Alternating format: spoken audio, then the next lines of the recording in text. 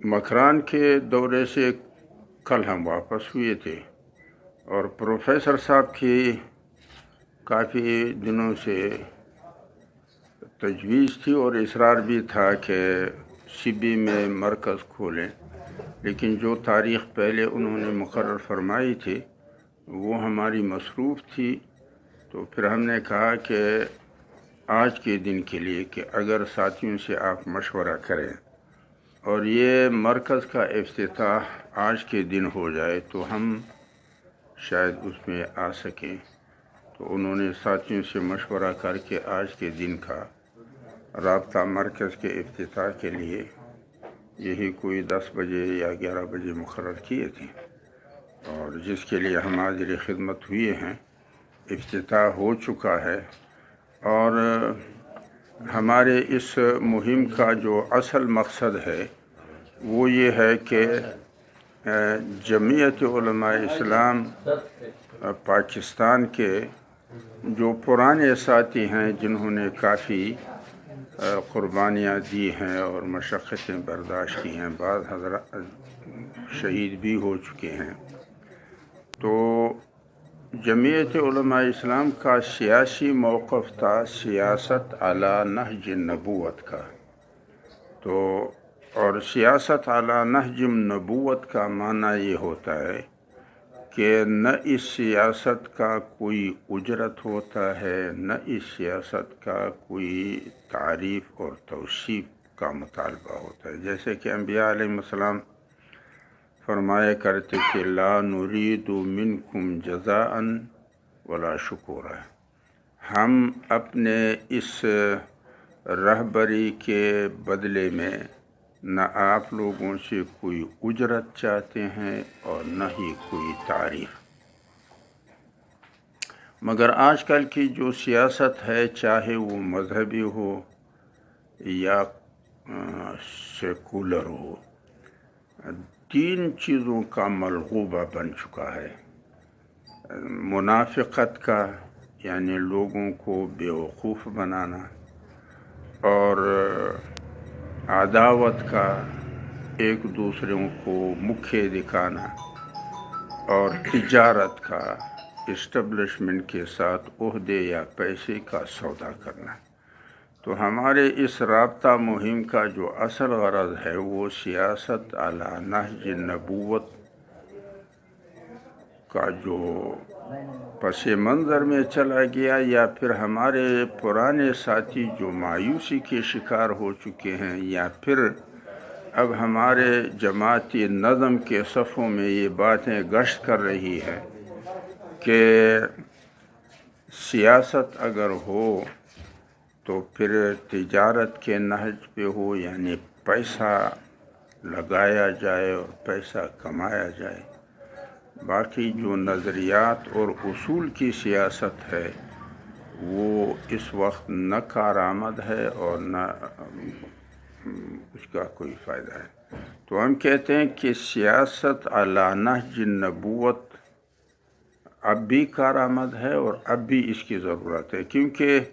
مروجہ سیاست میں جھوٹ بولا بھی جاتا ہے اور جھوٹوں کی پیروی بھی کی جاتی ہے، اور سچ اور حق کو صاف ستھرا قوم کے سامنے نہیں رکھا جاتا، بلکہ قوم کو ابہام میں مبتلا کیا جاتا ہے۔ تو اس رابطہ مہم کا مقصد ایک یہ ہے کہ پرانے ساتھیوں کے درمیان رابطہ ہو تاکہ مایوسی سے محفوظ رہیں، سیاست علی نہج نبوت کا احیاء ہو جیسا کہ ہمارے اکابر کا وتیرہ تھا،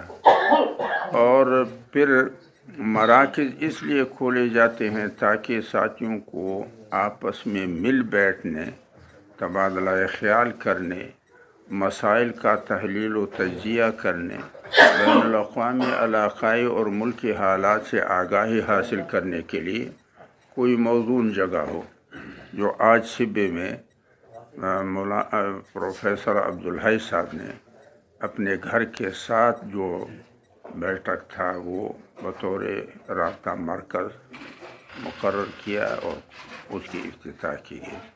اور اسی طرح مرکز کو آباد کرنا، تاکہ لوگوں کے مشکلات میں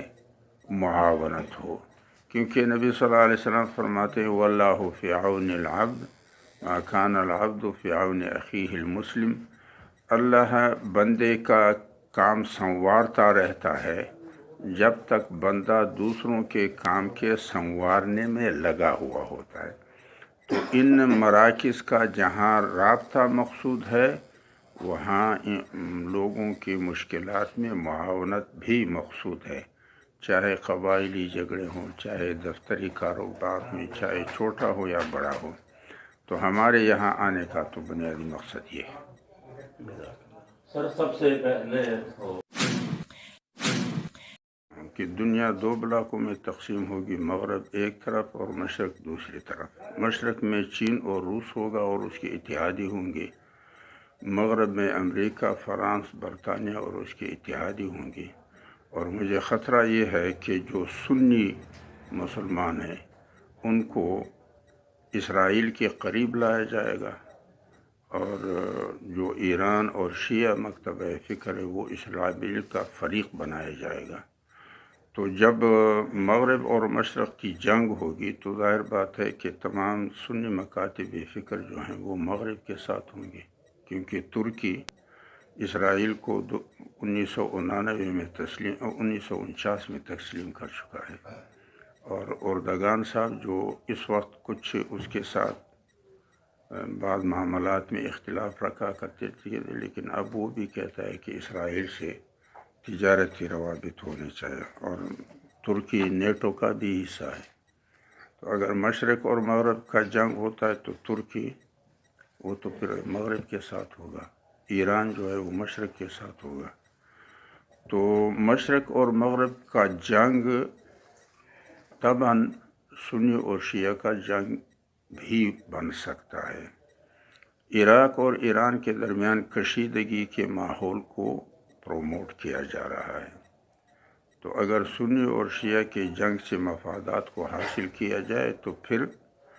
شیعوں کے آپس میں جنگ زبان کا ہوگا، یعنی عرب اور عجم کا۔ تو یہ تو ابھی اس کے لیے جاری ہے، کیونکہ امریکہ فرانس اور برطانیہ کو اپنا ہم نوا بنا چکے ہیں، اور امریکہ سمجھ رہا ہے کہ روس انتشار کا شکار میں نے کر دیا ہے، اب اس کے سامنے ہدف ایک ہے، وہ چائنا ہے، تاکہ اس کا گھیراؤ کرے۔ تو یہ امکانات تو ہے۔